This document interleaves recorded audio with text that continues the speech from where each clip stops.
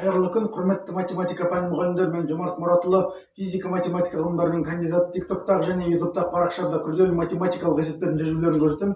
Бүгін мынадай күрделі тригонометриялық теңсіздіктің шешуін көрсеткім келді. Тангенс x минус 2 тангенс x кіші 0. Бұнда не істеуіміз керек? Тангенс x-ті тангенс x арқылы өрнектеп аламыз. 2 тангенс x бөлінген 1 минус тангенс квадрат x и минус тангенс x кіші 0. Бәрінде тангенс x көп тұрсыздар, Сонда қандай белгілі енгізген дұрыс па? Тангенс x тең т деген. Сонда мына теңсіздік қандай түрге келеді? 2t минус 1 минус t квадрат минус t кіші 0. Оны ортақ бөлімге келтірсек қалай болады? 1 минус t квадрат минус t куб дұрыс па? Минус мына жерде 2 бар екен, кешіріңіздер, 2t куб дұрыс па?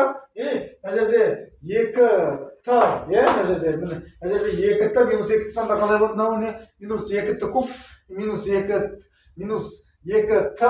жойылып кетеді. 2t минус 2t куб 2t куб и кіші 0. Тағы дәреже болғандықтан бөлімдіні көбейтіндіні бөлім 0-ге тең емес дейміз де, бөлімдіні көбейтіндімен алмастырамыз дұрыс па? Бөлім 0-ге тең емес деп аламыз. Яғни t тең емес плюс минус 1. Мұнан бөлім көбейтіндіге ауыстырған, тағы дәреже болғанын t-мен алмастырған. 2 оңсам бай әсер етпейтін аған дұрыс па? Немен отырамыз? Көбейтіндімен алмастырамыз. t куб болғандықтан t-ның өзімен алмастырсақ болады көбейіп. Бөлімдіні көбейтінің таңбасы бірде болады, алмастырамыз. Жіктесек қалай болады мына жерде? t 1 минус t квадрат 1 минус t 1 плюс t кіші 0. Енді t-ның алдында минус тұрғын жой жіберсін, минус 1-ге көбейтеміз, теңсіздік өзгереді.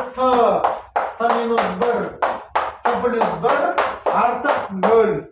Сонда интервалдар арасымен шешеміз. 0-дарын қойымыз. Минус 1 0 1.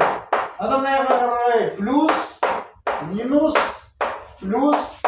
Сонда t немен ненің арасында болып бізге плюстер жоқ қой.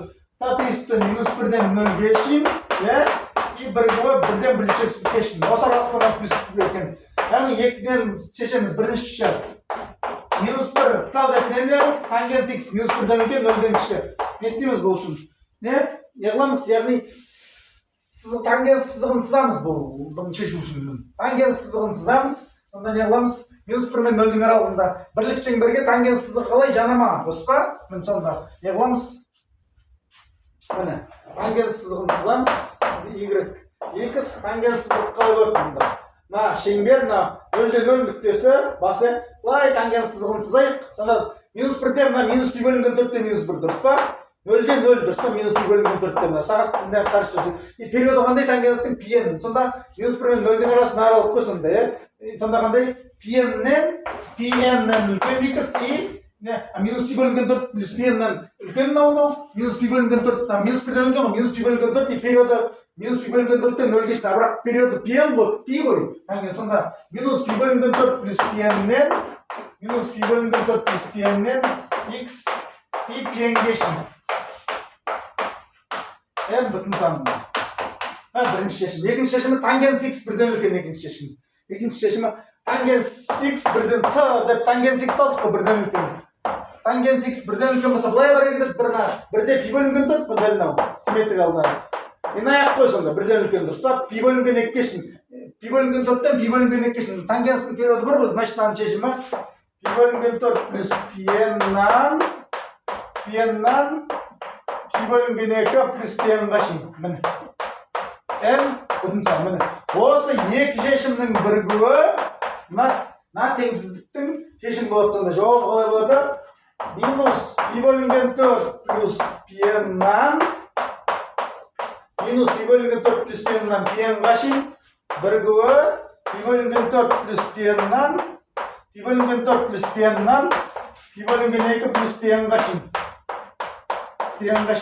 Жай жақша бар. Теңсіздік қадам ғой. n бүтін сан мұндағы. Теңсіздіктің шешімі мына жейін болады.